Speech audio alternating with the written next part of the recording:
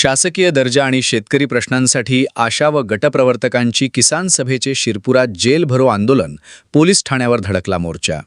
प्रलंबित मागण्यांकडे शासनाचे लक्ष वेधण्यासाठी महाराष्ट्र राज्य आरोग्य खाते, आशा व गटप्रवर्तक संघटना आणि किसान सभा यांच्या संयुक्त विद्यमाने धुळे जिल्ह्यातील शिरपूर येथे 10 ऑगस्ट 2026 रोजी धडक जेल भरो आंदोलन करण्यात आले आहे.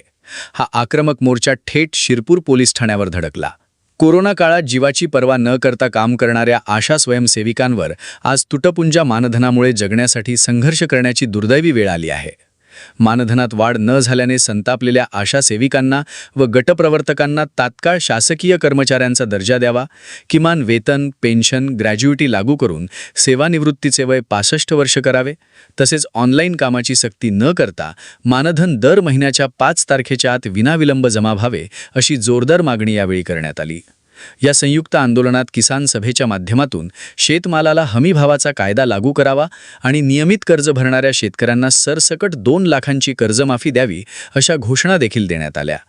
अखेर मोर्चेकऱ्यांनी शिरपूर पोलीस ठाण्यात आपल्या मागण्यांचे सविस्तर निवेदन प्रशासनाला सादर करत सरकारचे लक्ष वेधले. माझे नाव हिरालाल परदेशी, महाराष्ट्र राज्य किसान सभेचा प्रदेशाध्यक्ष, आशा गटप्रवर्तक संघटनेचा जिल्हा अध्यक्ष.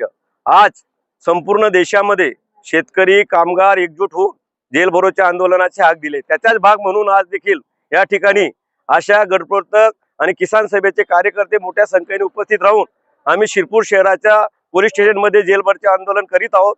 इथून पायी मोर्चा गेल्यानंतर तिथं जेलमध्ये आम्हाला ठेवा, पण आमच्या मागण्या मंजूर करा, ही प्रमुख मागणी आहे. आज देशामध्ये, संपूर्ण देशामध्ये जे कामगार कायदे काढलेले आहेत, कामगार संहिता, त्या त्वरित रद्द कराव्या.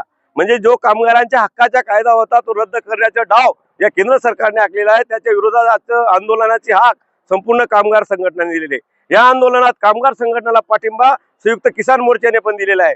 त्या किसान मोर्चाच्या पण 4-5 मागण्या या ठिकाणी अशा आहेत की हमी भावाचा कायदा झाला पाहिजे, दिल्लीच्या बॉर्डरवर ज्या किसान शहीद झाले त्यांना नुकसान भरपाई दिली पाहिजे आणि शेतकऱ्यांवर झालेल्या केसेस मागे घेतल्या पाहिजे. आणि महाराष्ट्र शासनाकडे अशी मागणी आहे की त्यांनी नियमित कर्ज भरणाऱ्या शेतकऱ्यांना 2 लाख रुपयाचा लाभ दिला पाहिजे, सरसकट कर्जमाफी केली पाहिजे. आणि ह्या मागण्यांसाठी आम्ही आजचे आंदोलन या ठिकाणी आयोजित केलेलं आहे.